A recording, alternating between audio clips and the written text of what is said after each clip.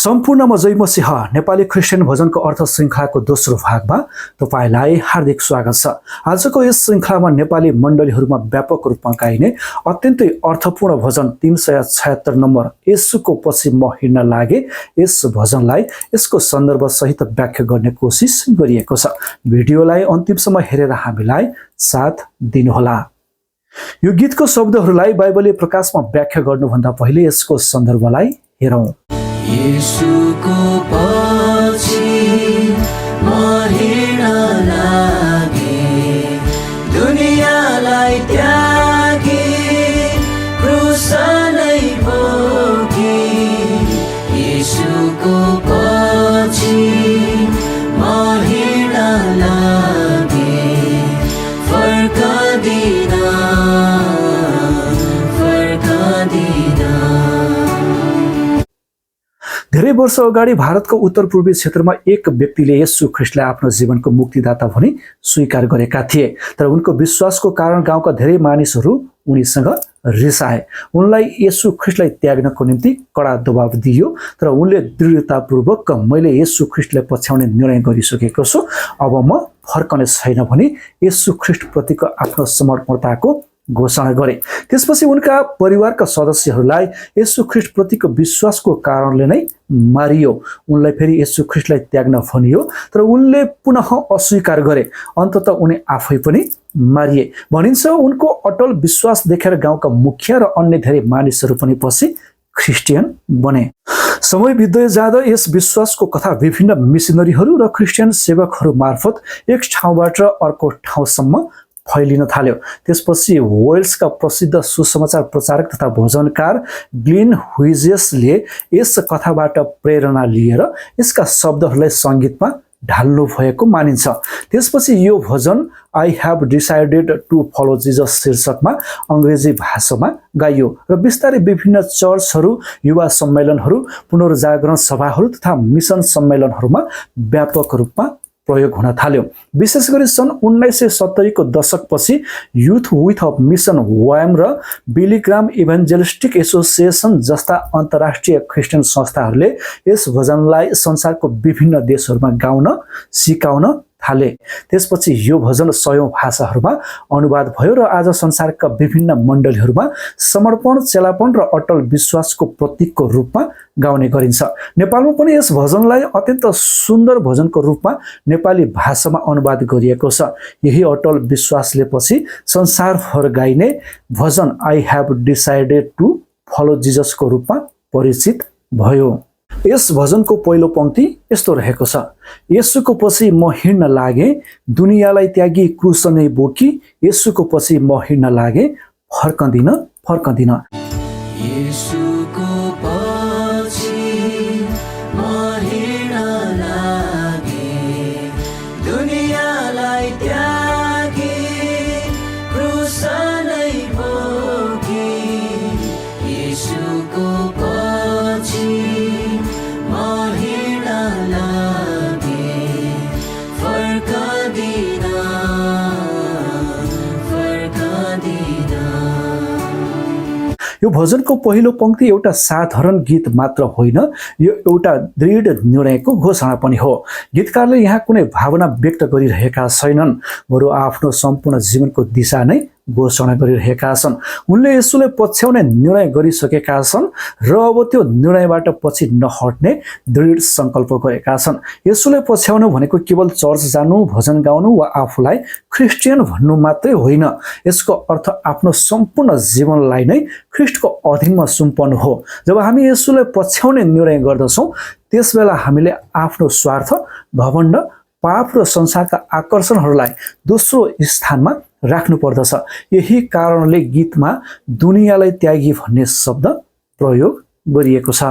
यसको अर्थ संसार छोडेर कुनै एकान्त ठाउँमा गएर बस्नु भन्ने होइन, बरु संसारको पापपूर्ण सोच, लोभ, घमण्ड, प्रतिष्ठाको लालसा र परमेश्वरबाट टाढा लैजाने सबै किसिमको कुराहरूलाई त्याग्नु भन्ने अर्थ दिँदछ। आजको समयमा मानिसहरू धन, सफलता, लोकप्रियता र आफ्नै इच्छालाई पछ्याउन व्यस्त रहेका छन्। तर एउटा साँचो विश्वासीले भने यी सबैभन्दा माथि येशू ख्रीष्टलाई नै राख्नु पर्दछ। गीतमा क्रुस नै बोकी भन्ने वाक्यांशको पनि अत्यन्त गहिरो अर्थ रहेको छ। क्रुस बोक्नु भनेको दुःख खोज्दै हिँड्नु भन्ने अर्थ दिँदैन। यसको अर्थ परमेश्वरको इच्छा पूरा गर्ने क्रममा आउने कठिनाई, अपमान, अस्वीकार र सङ्घर्षलाई पनि विश्वासको साथ स्वीकार गर्नु भन्ने अर्थ दिँदछ। यसो आफैले पनि आफ्ना चेलाहरूलाई भन्नुभएको थियो, यदि कोही मेरो पछि आउने इच्छा गर्दछ भने उसले आफूलाई इन्कार गरोस्, आफ्नो क्रुस उठाओस् र मेरो पछि लागोस्। त्यसैले जब गीतकार अन्त्यमा भन्छन् फर्कँदिन फर्कँदिन,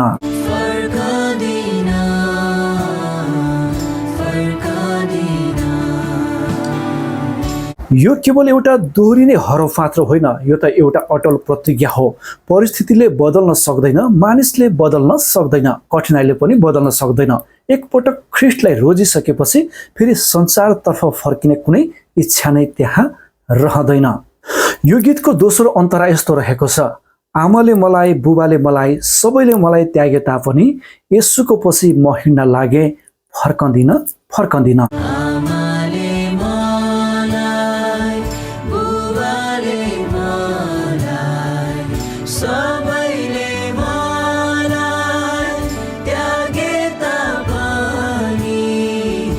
यो अन्तराले विश्वासको मूल्य कति ठुलो हुन सक्छ भन्ने कुरा सम्झाउँछ। संसारमा मानिसका लागि सबैभन्दा प्रिय सम्बन्ध भनेको परिवार हो।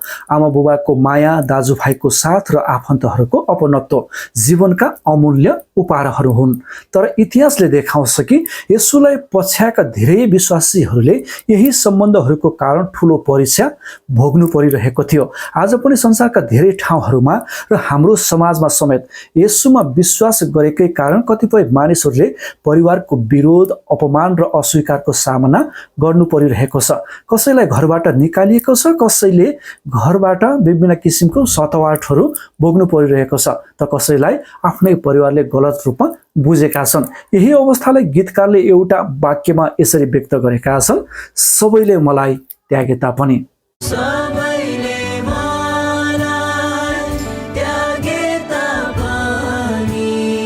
तर यस गीतको सन्देश निराशाको होइन, आशाको हो। मानिसहरूले साथ छोडे पनि येशूले कहिले पनि आफ्नो जनहरूलाई त्याग्नुहुन्न। संसारको प्रेम परिस्थिति अनुसार बदलिन सक्छ, तर ख्रीष्टको प्रेम कहिले पनि बदलिँदैन।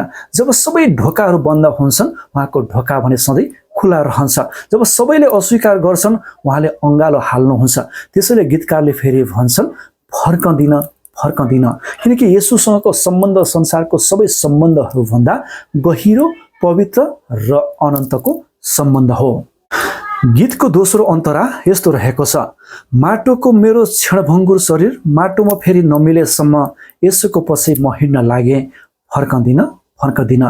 माटोको मेरो क्षणभङ्गुर शरीर माटैमा फेरि नमिलेसम्म।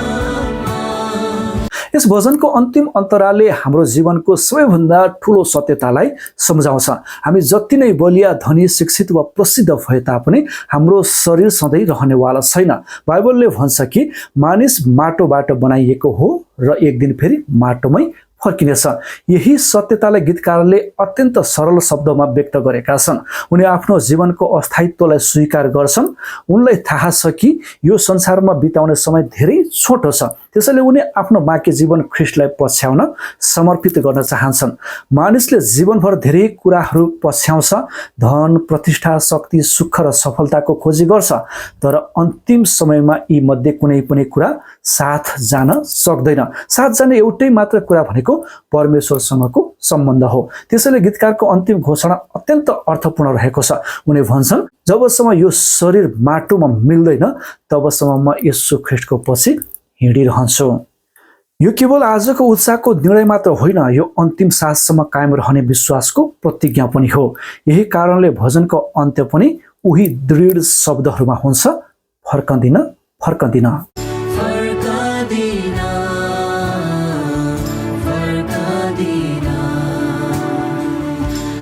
प्रिय मित्रहरू, येशूको पछि म हिँड्न लागे केवल गाउने भजन मात्रै होइन, जीवनले गाउने प्रतिज्ञा पनि हो। यदि तपाईँले पनि येशू ख्रीष्टलाई आफ्नो व्यक्तिगत उद्धारकर्ता र मुक्तिदाता भनी मान्नु भएको छ भने आज फेरि आफ्नो हृदयमा भन्नुहोस्, येशूको पछि म हिँड्न लागे, फर्कँदिन। यदि यो व्याख्या तपाईँको लागि आशिषको कारण बनेको छ भने आत्मिक आवाजलाई सब्सक्राइब गर्नुहोस्, भिडियो मन परे लाइक र सेयर पनि गर्नुहोस्। अनि अर्को भागमा हामी अर्को नेपाली क्रिस्चियन भजनको गहिरो अर्थ लिएर भेट्नेछौँ। परमेश्वरले तपाईँलाई प्रशस्त आशिष दिनुभएको होस्। जय मसीह। यीशु